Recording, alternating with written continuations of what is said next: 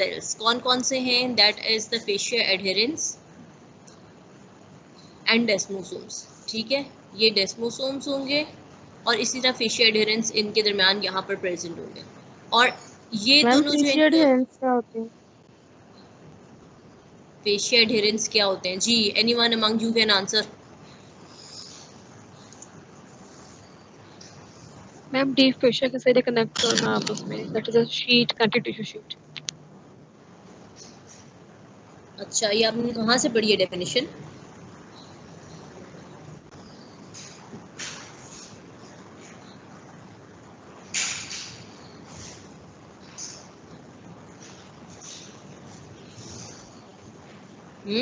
कोई और इसका आंसर मैम करे? फेशियल एडहेरेंस का आंसर करे।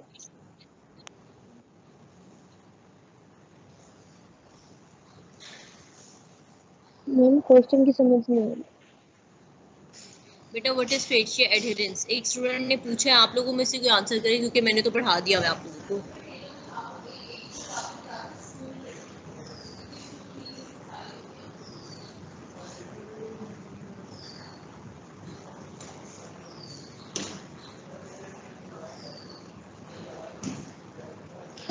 मैम रिबन लाइक स्ट्रक्चर्स होते हैं जो नॉन एपिथेलियल टिश्यू को स्टेबलाइज करते हैं। बेटा ऊंची बोले, आवाज आहिस्ता आ रही है मुझे। मैम रिबन लाइक स्ट्रक्चर होते हैं जो नॉन एपिथेलियल टिश्यूज को स्टेबलाइज करते हैं। अच्छा, हम लोगों ने जंक्शंस किस टॉपिक में पढ़े थे? इंटरसेलुलर जंक्शंस पढ़े थे कि नहीं पढ़े थे? क्लास मेरे ख्याल से आप लोग जब आ रहे थे तो मैंने आप लोगों की क्लास ली थी यहाँ पर ऑडिटोरियम में, और तब मैंने आप लोगों को करवाए थे इंटरसेलुलर जंक्शंस। जी मैम और उसी करवाए में थे। हमने पढ़े थे एंकरिंग जंक्शंस। ठीक है, adhering junctions, this is one of yes type of ma'am. The adhering junctions, fascia adherens. ठीक है, जो सेल्स के दरमियान में एडहेरेंस प्रोवाइड कर रहा होता है। और बहुत ओके। अजीब बात है कि आप लोगों ने डेफिनेशंस भी खुद डिराइव कर लिए हैं और आप लोग बिल्कुल रिकॉल नहीं कर सके। अब 300 प्लस स्टूडेंट्स की क्लास है और आप लोगों को एक डेफिनेशन नहीं याद है, कि एक टर्म ही नहीं याद कि हमने कहाँ पढ़ी थी। घर जाके पिछली चीजें सारी भुला दी आप लोगों ने। मैम घर में भूल जाती है। Very bad. अच्छा खैर, अब इन दोनों दो सेल्स आपस में कनेक्टेड होते हैं by means of junctional complexes. Intercalated disc में हमें 3 टाइप्स ऑफ जंक्शनल कॉम्प्लेक्सेस मिल रहे हैं। ठीक है, 3 कौन कौन सी टाइप्स हैं इनमें? Mainly one is the fascia adherens, second is the desmosomes and third is the gap junction। ठीक है, यहाँ पर गैप जंक्शंस भी प्रेजेंट है, ये 3 याद रखने हैं। अब गैप जंक्शन का क्या काम है? गैप जंक्शन जो है ना बेसिकली जो rapid conduction of the impulses होते हैं उसमें रोल प्ले करेंगे। कार्डिक सेल्स ऐसे हैं कि जिनमें रैपिड कंडक्शन होती है और कंटिन्यूस चल रही होती है, तो उनमें हमें ऐसे जंक्शन चाहिए जो कि रैपिडली ट्रांसफर करें आयंस। तो that's why the gap junctions are present over here. They also contain the thick and thin filaments, and the T tubules are located at Z disc. It has less sarcoplasmic reticulum.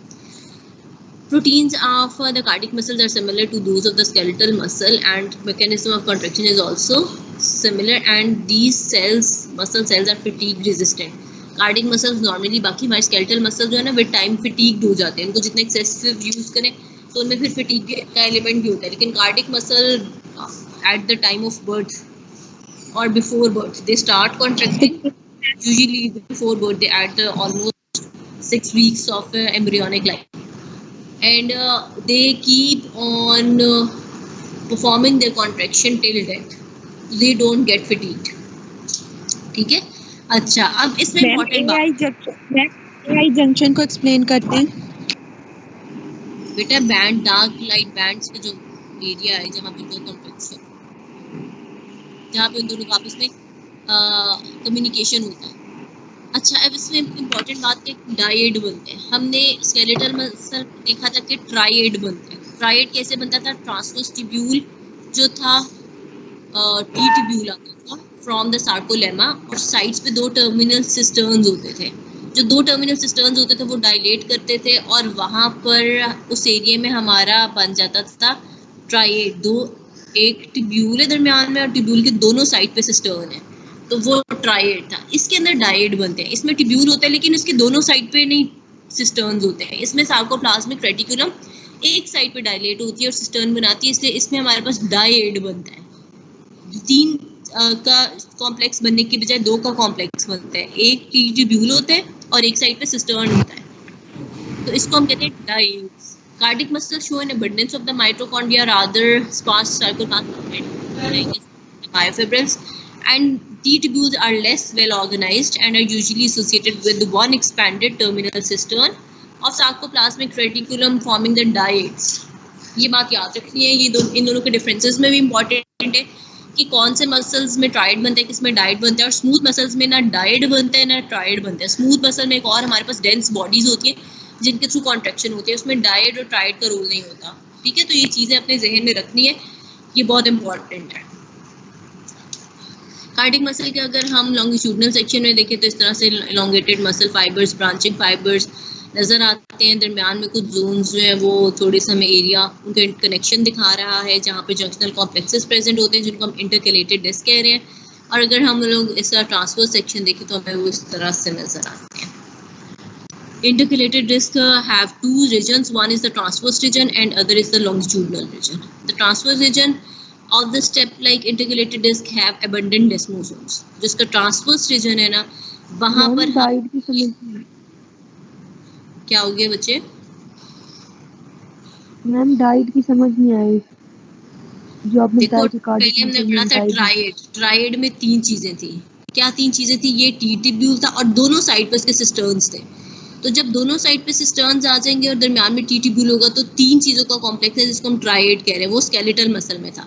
जो cardiac muscle है ना, वहाँ पे दरमियान में T-tubule होता है लेकिन दोनों साइड पे सिस्टर्न नहीं होते, एक साइड पे मिलता है। यानी इस जगह पे ये वाला डायड है, आगे जाएंगे तो ये डायड होगा, इससे आगे जाएंगे तो ये डायड होगा, इससे आगे जाएंगे तो ये। हमें कहीं पर भी दोनों जगहों पे पूरा सिस्टर्न्स का डेवलपमेंट पैटर्न नहीं मिल रहा जो कि हमें स्केलेटल में मिला था। समझ आई ये बात? यहाँ पे देखो ये 2 चीजें ही हैं, तीसरा इस साइड पर नहीं है, तो इसका मतलब है ये डायड है, इधर भी ये डायड है। अच्छा, अब हम इंटरकैलेटेड डिस्क के 2 जोन्स की बात कर रहे थे। इसमें ट्रांसवर्स रीजन होते हैं, लॉन्गिट्यूडनल रीजन होते हैं। जो ट्रांसवर्स रीजन होते हैं वो ऐसे प्रेजेंट होते हैं और ट्रांसवर्सली अरेंज होते हैं। ट्रांसवर्सली अरेंज रीजन के अंदर हमें जो जंक्शंस मिल रहे हैं, these are the desmosomes and fascia adherence.